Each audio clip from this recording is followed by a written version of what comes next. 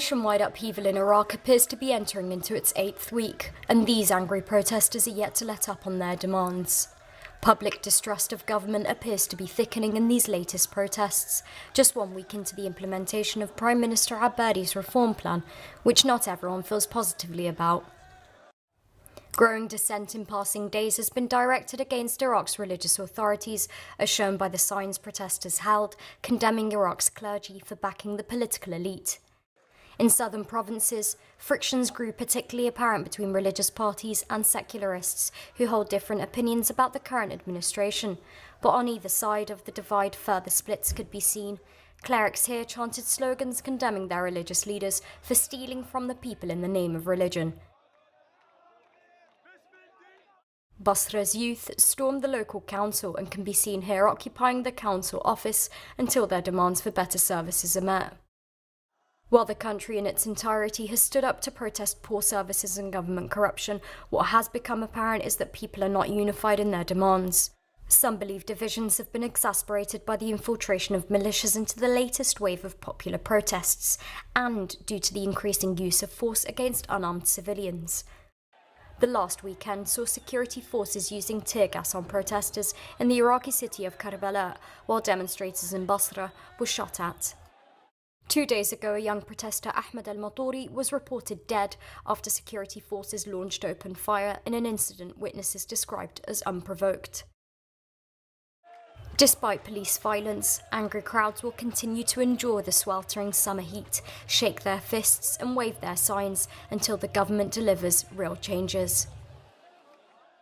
In a conference organised by the Association of Islamic Scholars, a new strategic roadmap has been presented in a bid to salvage Iraq from political turmoil. AMSI leader Muthanna Harith al-Tari presented the organisation's new initiative, Inclusive Iraq, at their latest conference held in Amman this Saturday. Acknowledging the testing phase Iraq is currently being put through, AMSI presented its initiative as an alternative to the current government, whose previous political efforts have transformed the country into a failed state, as Muthanna criticised. The association reprimanded current individuals in the Iraqi state for contributing to the suffering of civilians and blamed the international community of inaction. Muthanna also emphasised the need for a collective Iraqi effort to solve the local and regional crisis at hand. While the association tried to launch the project since 2009, it has taken them 5 years to muster the necessary support from regional Arab states to establish an alternative political process to that led by the government.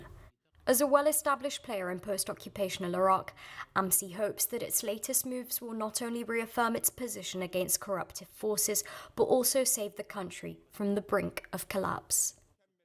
Political rifts in Iraq's Da'wah party appear to be deepening.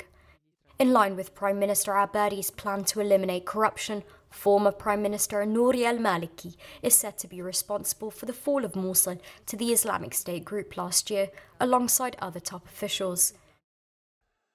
These allegations have arisen in Maliki's absence from Baghdad, who is currently visiting Tehran to strengthen bilateral relations between his country and neighbouring Iran.